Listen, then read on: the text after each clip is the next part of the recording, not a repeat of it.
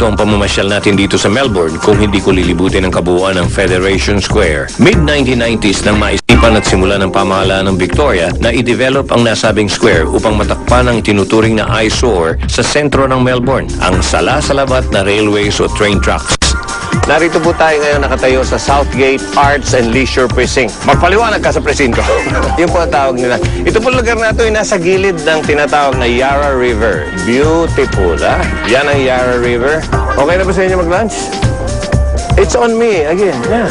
Isang feast for the eyes, ang ganda ng Melbourne skyline. Fractal facade technology ang ginamit ng mga gusali dito para sa kanilang facade. Tignan nyo na lang. Ito yung controversial na design ng building dito sa Federation Square. Bago pa lang, mukhang dilapidated na. Kaya controversial. Ilan sa mga gusaling naririto ay ang SBS, ang Melbourne Visitor Center, ang Australian Centre for the Moving Image at ang National Gallery of Victoria. Kayo ba'y nakakita na ng building na puro tubo? Mga art centers dito sa Melbourne yan. Dito naman tayo sa Flinders Street. Flinders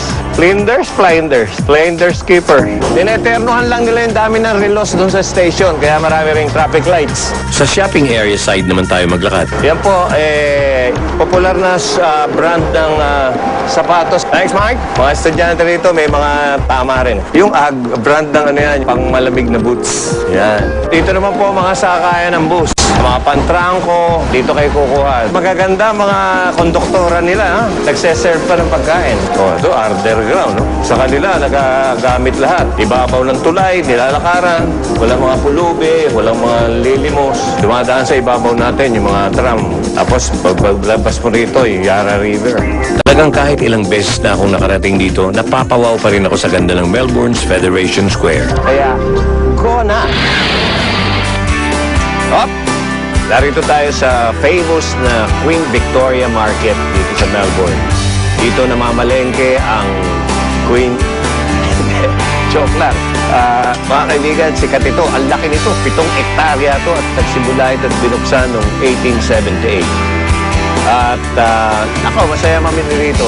Parang mga sale, lahat ng mura na dito na. Mga kaibigan, ang susunod na makikita nyo ay isang Tondo girl na naging Melbourne girl.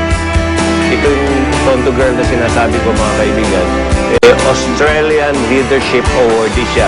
Isang top student siya sa University of Melbourne. Ang pangalan niya ay si Gemeline Baldissimo at siya'y makakachikahan ng aking partner na si Mel. Come on, Tondo girl.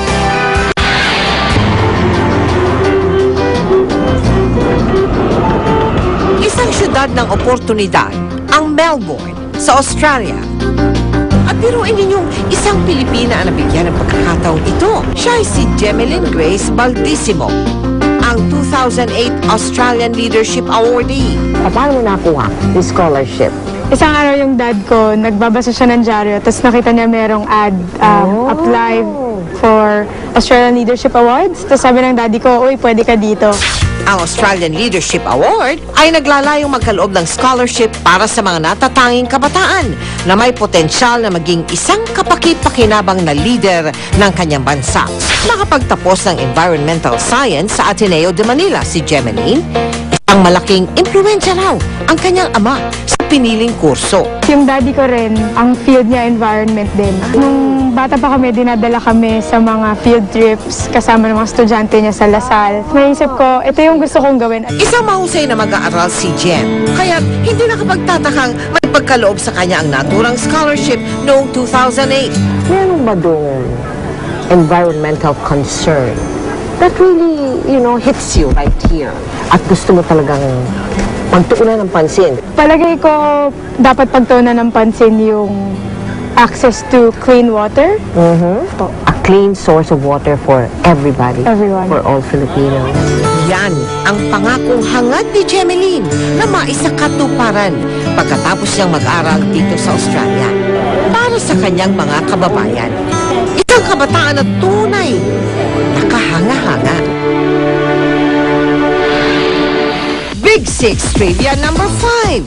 Sa taong 1966, inintroduce at ginamit ang Australian dollars.